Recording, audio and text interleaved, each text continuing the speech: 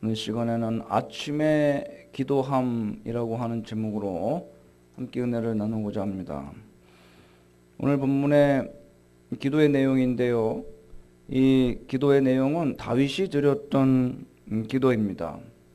아마도 압살롬의 반역 직전에 다윗이 그의 반역을 인지하고 매우 긴박함 속에서 하나님께 드렸던 기도라고 보여지고 있습니다. 어찌 보면 다윗 일생에 있어서 이 사건은 가장 떠올리기조차 괴롭고 부끄러운 과거의 내용일 수 있습니다.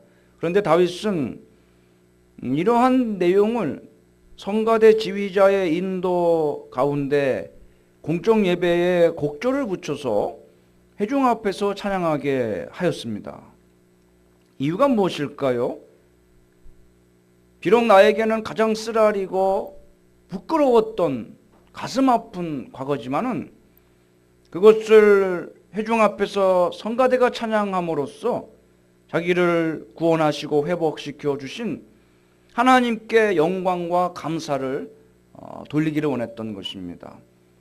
내 입장이 난처해지고 창피해지는 것보다, 내 명예가 실추되는 것보다 하나님이 영광 받으시고 또 사람들로부터 하나님이 찬양받으시는 것이 다윗에게는 더 훨씬 중요한 문제였다고 하는 것이죠. 이것은 참으로 훌륭한 믿음의 자세로 자신의 부끄러움까지도 내려놓고 그 가운데 자신을 높여주시고 승리 주신 하나님을 찬양하며 영광 돌렸던 것입니다. 무슨 체면이나 자존심을 제일 앞세우는 우리들의 모습과는 사뭇 다른 다윗의 아주 높은 신앙 중심의 마음 자세를 엿볼 수가 있습니다. 이런 점은 우리가 정말 정직한 신앙인으로서 나아가기 위해서 본받아야 될 다윗의 겸손한 인격이라고 할 수 있을 것입니다. 그를 이렇게 겸손하고 정말 하나님 중심으로 만들어 주었던 것은 그의 기도 생활에 있습니다. 그는 늘 기도와 묵상을 하면서 하나님이 자기 마음에 주시는 하나님의 음성에 귀를 기울이려고 노력했고 또 그렇게 기도합니다. 그리고 하나님께 기도하기를 하나님도 내 말에 귀를 기울여 달라고 기도합니다. 오늘 본문 말씀의 1절에 보니까 여호와여 나의 말에 귀를 기울이사 나의 심정을 헤아려 주소서라고 말씀합니다. 자신의 중얼거림이나 크게 부르짖는 소리가 아니다 할지라도 자기가 중얼거리는 낮은 목소리로 말하는 그런 말에도 하나님이 귀를 기울여 달라고 하는 것입니다. 자기 심정을 헤아려 달라는 것은 내가 말하지 않아도 내 생각까지도 내 마음까지도 하나님이 다 기도로서 그것을 받으시고 들어주시고 헤아려 주시기를 간구하는 기도의 내용입니다. 기도가 능력으로 역사되어지고 안 되어지고는 기도를 우리가 유창하게 하고 또 오래도록 기도하는 그런 능력에 있지 않습니다. 기도를 사람들 앞에서 더 유창하고 또 기도를 길게 했으면 좋겠다. 그 기도의 능력이라고 생각하시는 분들이 있습니다. 절대 아닙니다. 기도가 간결하다고 긴 기도보다 모자란 게 아니고요. 길게 기도하는 사람이 기도를 짧게밖에 못하는 것보다 더 잘하는 거 절대 아니에요. 성도들 앞에서 회표 기도를 하거나 기도할 때 기도가 유창하고 아주 은혜롭고 매끄럽고 어떤 사람은 버벅대고 맥이 끊기고 그러면 매끄럽게 유창하게 하는 사람이 기도 잘한다고 생각하지만 그건 사람이 생각하는 겁니다. 절대 그렇지가 않다는 거예요. 어떤 분은 막 능력 있게 부르짖고 무슨 사자가 부르짖는 것처럼 그렇게 막 부르짖어요. 영성이 있다, 능력이 있다 생각하겠지만 사람들에게 보여지는 모습일 뿐이지 하나님이 그걸 그렇게 받으시지 않습니다. 기도는 회중 앞에서 하는 노래가 아니기 때문이에요. 노래는 어때요? 우렁찬 소리로 정말 성량 있는 소리로 아름다운 목소리로 그렇게 기도하면 발음도 정확한 이태리어로 그렇게 성악가가 노래하면 확실히 동요 부르는 어린아이의 그런 발음도 부정확한 노래보다 훨씬 노래 잘하는 거죠. 그 기도도 그렇게 생각할 수가 있죠. 기도는 노래가 아닙니다. 사람한테, 사람 귀에 즐겁게 하려고, 사람한테 감동 주려고 하는 노래가 아니라는 거예요. 사실 찬양도 잘하고 못하고가 없어요. 왜냐하면 찬양은 노래가 아니기 때문입니다. 더군다나 기도가 그건 하나님께만 드리는 것인데, 찬양은 사람들에게도 은혜를 끼칠 수 있지만 기도는요 하나님께만 하는 겁니다. 생각을 바꿔야 돼요. 우리가 잘못 생각하고 있다는 거예요. 다윗은 그렇게 기도합니다. 기도의 능력이, 이 기도를 들어주시고 안 들어주시고의 기도 능력이 있는 거예요. 그죠? 기도를 잘해서 사람들의 마음에 은혜를 끼치는 게 기도 능력이 아니라 하나님이 그 기도대로 들어주셔야 기도가 능력이 있는 건데, 그거는 내가 기도를 유창하게 매끄럽게 길게 기도하는 그것이 하나님이 그런다고 잘 들어주는 게 절대 아니라는 거예요. 다윗은 그렇게 하나님이 자기 기도를 들어주시고 자기 기도의 말에 하나님이 귀를 기울여 주시고 자기의 마음속의 생각까지라도 하나님이 기도로서 받아서 헤아려서 응답해 달라고 하나님께 그걸 기도합니다. 이것은요, 나의 기도를 들어주시는 하나님의 자비와 사랑과 은총에 바로 기도가 응답되어지는 능력이 있다는 거예요. 이런 믿음이 있어야 됩니다. 우리가 기도할 때에 이 사실을 잊어버리지 말아야 됩니다. 오직 하나님의 사랑에 의거하여 하나님의 은혜를 구하며 겸손하게 다윗처럼 기도드려야 할 것입니다. 내 기도 잘함에 기도 능력이 있는 것이 아니라 하나님이 나를 불쌍히 여겨주시고 하나님이 나를 사랑하시고 하나님이 나에게 은총을 내려주시는 그 하나님의 자비와 사랑에 이 기도의 능력이 있는 것이다. 그것을 믿고 그 사랑을 구하면서 그거를 하나님을 의지하면서 우리가 기도해야 됩니다. 나의 말에 귀를 기울이사 나의 심정을 헤아려 주소서. 이런 기도가 정말 잘하는 기도라는 거예요. 이렇게 하나님께 기도의 응답까지도 하나님에게 다 맡기고 내가 뭐 기도를 못하더라 할지라도 이 기도는 아무것도 아닙니다. 하나님이 내 기도에 응답을 달라는 거예요. 하나님은 우리가 드리는 기도가 비록 낮은 소리로 기도할지라도 하나님께서는 그 사실을 왜 기도는 낮은 소리로 할까? 다윗이요, 창피했기 때문이에요. 압살롬의 그 반역을 입에도 담기가 어려운 기도입니다. 그런데 그걸 어떻게 부르짖어 기도할 수 있겠어요? 너무 억울하고 너무 속상하고 너무 창피하고 잘못 이거를 소리 냈다가는 어때요? 누가 적인지 모르는 상황에서, 누가 반역자인지 모르는 상황에서 사방이 적이에요. 음모를 지금 신하들이 다 꾀하고 있죠. 자기 편이 거의 없습니다. 그런데 거기서 어떻게 소리 내서 그걸 기도할 수 있겠어요? 사람이 알면 안 되는데.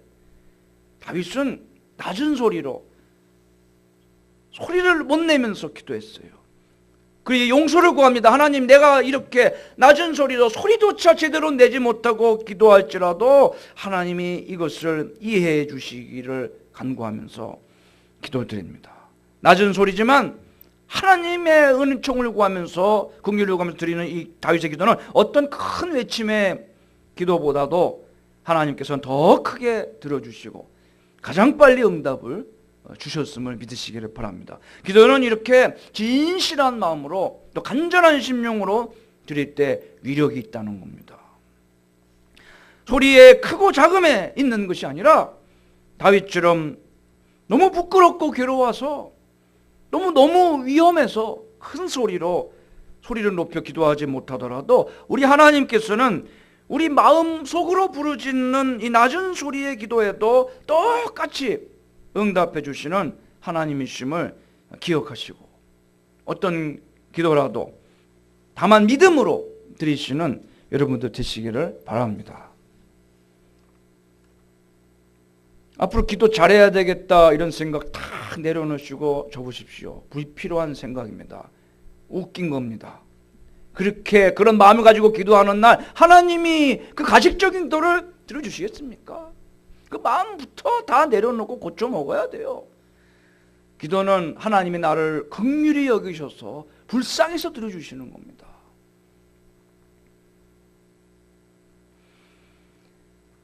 다윗이 기도할 때요, 그 다음에 하나님의 호칭을 어떻게 부르느냐, 여기서 그의 믿음이 보여지고 있어요. 뭐라고 부릅니까? 여호와라는 이름으로 하나님을 부릅니다. 이는 약속의 하나님이심을 상기하는 호칭입니다. 조상들에게 약속하신 하나님께서, 왜냐하면 약속하실 때 나는 여호와니라고 하나님이 백성들에게, 조상들에게 계시하셨어요. 나는 만군의 여호와니라 계시하시고, 선지자들이 어떤 계시를 할 때 만군의 여호와의 말씀이니라 이렇게 계시를 합니다. 다 하나님의 약속과 관계된 그런 말씀을 하실 때는 여호와라는 호칭을 많이 사용하셨어요. 여호와 하나님이라고 다윗이 부르는 것은 조상들에게 약속하신 하나님의 그 약속을 그 후손인 자신에게도 하나님이 그 약속을 지키실 것을 믿고 기도하는 것입니다. 즉 말씀을 의지해서 내가 그물을 내리리이다 하는 기도라고 생각하실 수가 있는 것입니다. 즉 응답을 받는 까닭이 나 자신의 강한 믿음이나 내 행위가 온전해서 응답받는 것이 절대 아니라 하나님의 약속에 근거해서 응답을 받게 되어진다는 이와 같은 믿음으로 기도해야 돼요. 하나님의 말씀을 의지해서 이와 같이 기도하는 여러분들 되시기를 바랍니다. 또 다른 호칭은요, 나의 왕 나의 하나님이라고 다윗이 하나님을 부르는 호칭이 바뀌어지고 있습니다. 본문 2절에 보면은 나의 왕 나의 하나님이여 내가 부르짖는 소리를 들으소서라고 기도합니다. 여기서 하나님이라는 말이 쓰입니다. 이것은 엘로힘이라고 하는 그런 히브리어입니다. 엘로힘을 성경에 언제 쓰냐면요, 창조주 하나님에 관한 호칭으로 쓰입니다. 하나님은 창조주가 되시고 하나님이 천지를 창조하시기만 하고 그냥 놔두는 것이 아니라 다스리세요. 즉 통치자가 되십니다. 모든 만물이 하나님의 소유예요. 다윗이 하나님을 엘로힘이라고 부를 때 이 천지 만물을 창조하신 창조주와 통치자, 다스리시는 능력으로 자신을 건져달라고, 자기 간구에 그 능력으로 응답해 달라고 하는 믿음이 담겨있는 호칭인 것입니다. 사실 그 다음에 나의 왕이라고 그렇게 고백하지요. 하나님이 왕이라는 거예요. 이스라엘 왕이 누굽니까? 지금 다윗이에요.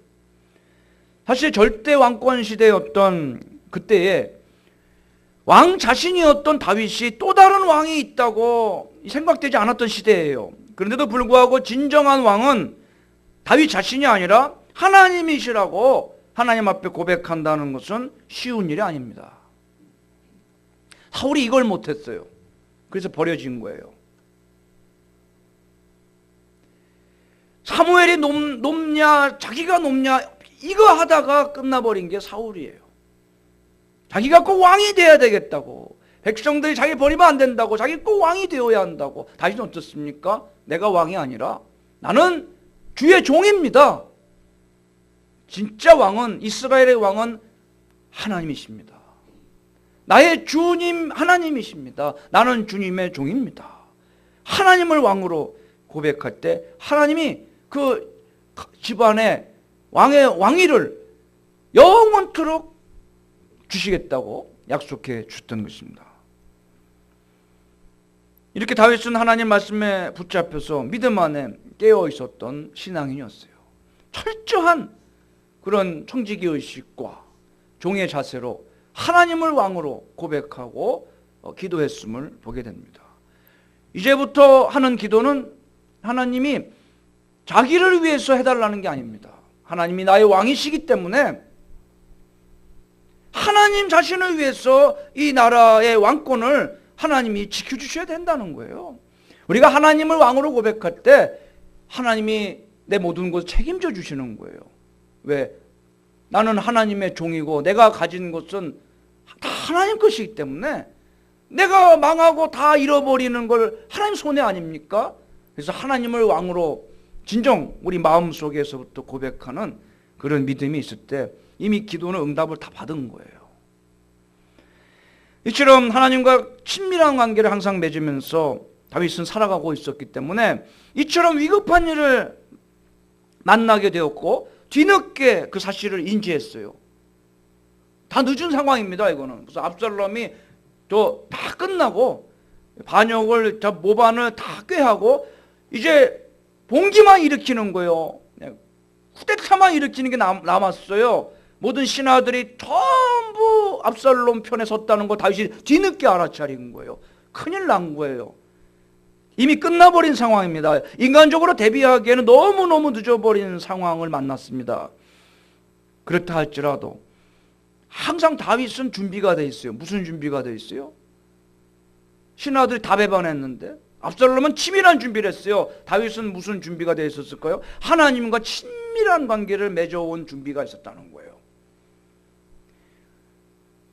뒤늦게 압살롬의 반역을 인지하고 모든 기회가 다 늦어버린, 뭘 대비하기에는 이미 다 틀려버린 상황이라 할지라도 하나님과의 관계를 늘 친밀하게 유지했던 다윗은 하나님의 구원의 손길이 항상 그를 위해서 예비되어 있었다는 겁니다.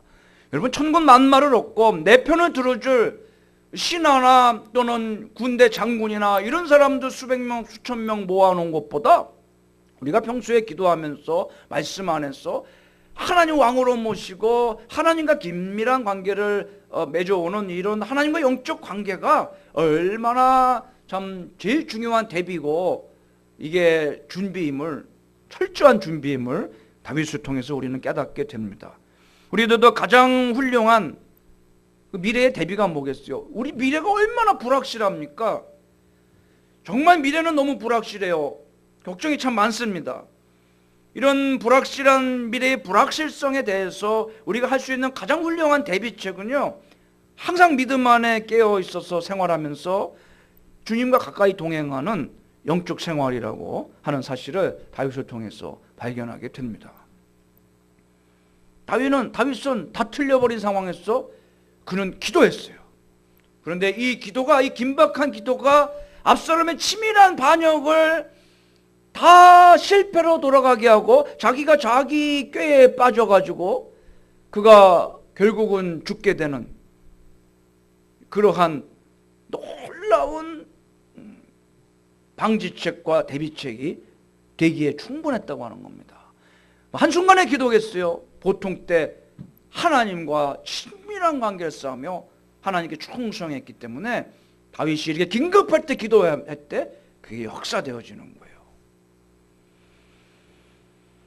특별히 오늘 다윗의 기도의 습관을 한번 봅시다. 지금까지는 다윗의 그 기도하는 신앙 자세를 보았다면 다윗의 기도 습관은 어땠는지 살펴보면요, 아침에 주로 기도합니다. 저녁 때도 기도하지만 아침에 기도하는 거 다윗은 굉장히 중요하게 생각했어요. 또 앞으로도 아침에 기도하겠다고 그는 다짐하고 있어요. 3절에 보면 여호와여 아침에 주께서 나의 소리를 들으시리니 아침에 내가 주께 기도하고 바라리이다. 지금까지도 아침에 다윗은 늘 기도해 왔지만 그 제일 중요한 기도 시간은 여기겠지만 앞으로도 하나님 내가 아침에 꼭 주님께 기도하고 주를 바라겠습니다. 맹세하고 다짐하는 것을 보게 됩니다. 아침이 왜 의미가 있을까요? 아침은요, 하루가 시작되는 아주 이른 아침, 즉 새벽 아침을 이르는 말입니다. 여기서 아침은 새벽 아침을 말하는 거예요. 이는 낮이나 저녁에 드리는 기도에는 하나님이 응답하시지 않으시고 꼭 아침에 드리는 기도에만 응답하신다는 그런 말은 아닙니다.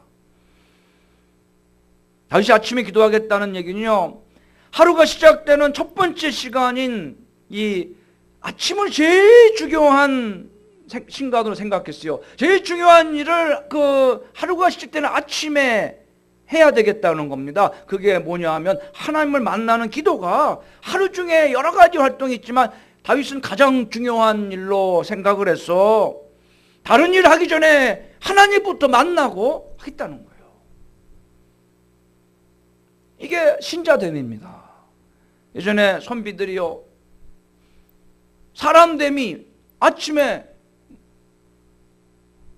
의관을 왜 정제했는지 모르겠는데 세수하고 또 딱 옷을 입고 이 갓을 딱 쓰고 말이죠. 갓끈을 딱 묶고 아버님 계신 부모님 방으로 와서 절을 하고 문안 인사를 여쭙고 그리고 하루가 시작합니다. 식사하기도 전에 그부터 했어요. 사람됨이라는 거예요. 글 공부 아무리 많이 하고 출세하면 뭐 하느냐.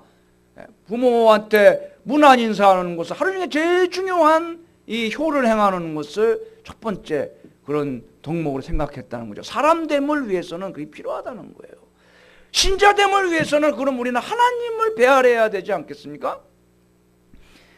그래서 다윗은 제일 중요한 일이기 때문에 하루가 시작되는 첫 시간에 하기를 원했고 때문에 아침에 기도해야겠다고 한 것입니다. 이것만큼 꼭 해야 되고 다른 일을 그 다음에 해야 되기 때문에 그는 아침에 기도했다고 하는 거죠. 자기를 위해서도 필요해요. 군인들이 아침에 일어나서 뭐합니까? 구보를 하죠. 굉장히 이거 힘들고 짜증나는 번거롭다고 생각하지만 그게 전투력의 기본인 거예요. 저녁을 하면 아무도 아침에 일어나서 뛰는 사람들이 없어요. 우리 미국 사람들은 항상 하지만 한국 사람들은 아침에 일어나서 뜀박질하는 사람 없지요. 어때요? 저녁하고 나서 한 달이 멀다 하고 배가 나오고 그 건강 상태가 안 좋아지잖아요. 그게 기본이었다는 겁니다. 그게 그 체력 관리의 기본이었다는 거예요. 우리가 다른 일보다 더 중요하기 때문에 근본이 되기 때문에 또 다른 많은 활동이 이 기도하는 일에 영향을 받게 되어지는 거예요. 기도를 하고 하면은 결과가 달라지는 겁니다. 영향을 받는 거예요. 그러니까 해야 된다는 거 아니겠어요? 내가 기도하고 시작하면 기도 안 하고 시작하는 거나 내 일에 이 결과가 달라지기 때문에 기도한 것에 하루 일이 영향을 받기 때문에 우리가 다른 활동을 하기 전인 아침에 기도해야 되겠다고 하는 것이죠. 그러므로 우리는 하루 첫 시간을 하나님의 시간으로 삼아서 하나님께 드려야 합니다. 하루 첫 시간에 하나님께 기도해야 합니다. 하나님은 이렇게 우리가 제일 중요하다고 생각하는 시간에 다른 일이 아니라 기도를 하기를 원하세요. 그럴 때 신속하게 응답해 주십니다. 그래서 성경을 보면 아침에 기도했다고 하는 그런 부분이 굉장히 많이 나와요. 시편 46편에 보면 새벽에 하나님이 도우시리라 라고 말씀합니다. 59편에 보면 아침에 주의 인자하심을 높이 부르리다 라고 하였습니다. 또 시편 88편에 보면 아침에 나의 기도가 주의 앞에 상달되리다 라고 말씀합니다. 시편 119편에도 보면 내가 새벽 전에 부르짖으며 하나님의 말씀을 바랐나이다 라고 고백하고 있습니다. 예수님께서도요, 마가복음 1장에 보면 새벽 오히려 미명에 하나님께 기도하셨다고 말씀하고 있습니다. 여러분, 왜 주님과 성경 이 기자들은 하필 아침 시간을 하나님께 기도로 바쳤을까요?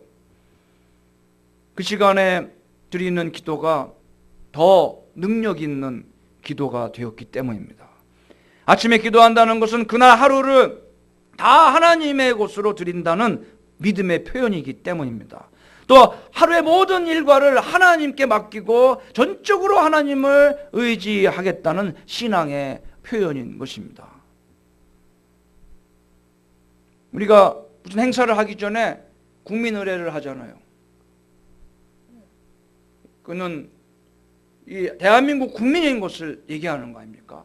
아침에 예배하고 기도한다는 것, 내 하나님의 백성이라는 예식입니다. 하나님이 도와달라는 거예요.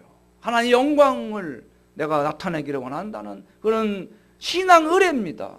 당연히 우리가 다른 시간에 드리는 기도와 의미가 사뭇 다른 것이죠. 뿐만 아니라 놀라운 역사하심이나 또는 하나님의 축복의 약속을 주실 때 아침 시간에 주신 경우가 많이 나와요. 아브라함이 약속을 받을 때도 아침에 일찍 일어나 여호와 앞에 섰던 곳에 이르러 그가 제단 쌓고 예배할 때 하나님의 약속을 받습니다.